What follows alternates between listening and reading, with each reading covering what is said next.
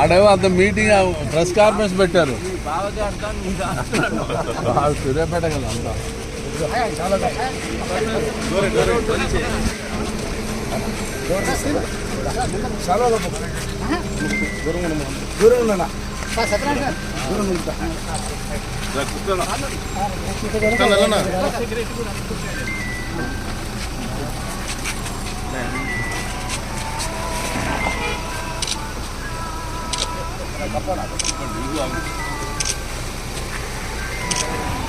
లో నూతన ప్రభుత్వం ఏర్పడిన తర్వాత రాష్ట్ర వ్యాప్తంగా జర్నలిస్టుల్లో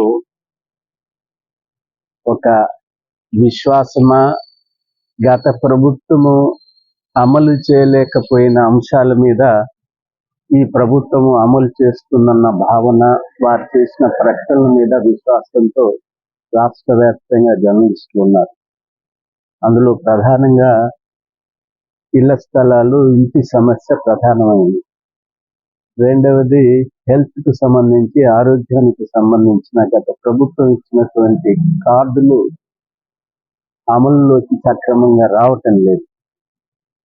ఈ రెండు అంశాలు ఈ ప్రభుత్వం మేము తప్పనిసరిగా ఈ రాష్ట్రంలోని జర్నలిస్టుల సంక్షేమానికి సంబంధించిన చర్యలన్నీ చేపడతామని చెప్పి ఆ బాధ్యత తెలంగాణ మీడియా అకాడమీ చైర్మన్, అలాగే మంత్రి, రెవెన్యూ మంత్రి, సమాచార శాఖ మంత్రి అయినటువంటి పొంగులేటి శ్రీనివాసరెడ్డి గారు మీరు కూర్చొని చర్చించి ఏ పరిష్కారం ఇచ్చినా దాని మీద నేను సంతకం చేయడానికి సిద్ధంగా ఉన్నానని ముఖ్యమంత్రి రేవంత్ రెడ్డి గారు పలు పర్యాయాలు ప్రకటించారు. అందువల్ల ఆ విశ్వాసం చాలా పెరిగింది. మొన్నటి వరకు ఈ ప్రభుత్వం వచ్చిన మొదలు ఇవాళటి వరకు, నిన్నటి వరకు శాసనసభ ప్రమాణ స్వీకారాలు, గవర్నర్ ప్రసంగము, ఓట్ ఆన్ అకౌంట్, ఆ తర్వాత అడ్మినిస్ట్రేషన్ పరిపాలన మీద కేంద్రీకరణ చేయటానికి ప్రయత్నిస్తున్న తరుణంలో లోక్సభ ఎన్నికలు, మళ్ళీ దాని మీద నోటిఫికేషన్స్ అన్నీ వచ్చినాయి.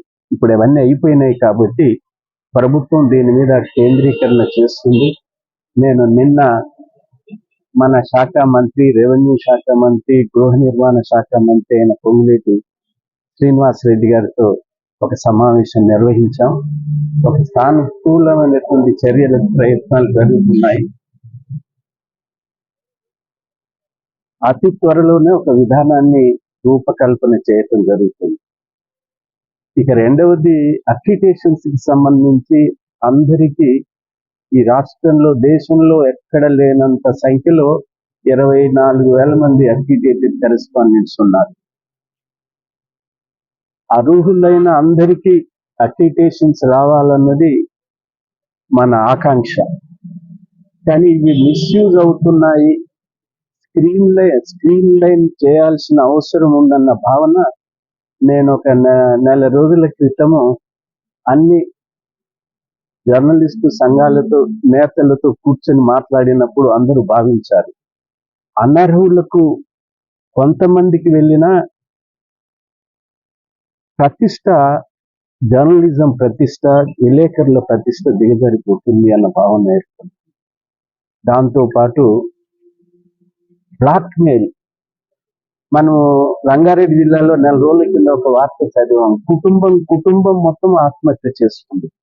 కారణం అంటే చెప్పారు విలేకరుల, ఈ ఘటనలు మనని, మన వ్యక్తిత్వాన్ని, మన ప్రొఫెషన్ ని చాలా అపహాస్యం పాలు చేస్తున్నాయి. ప్రజల ముందు మన విలువ తగ్గిపోతుంది.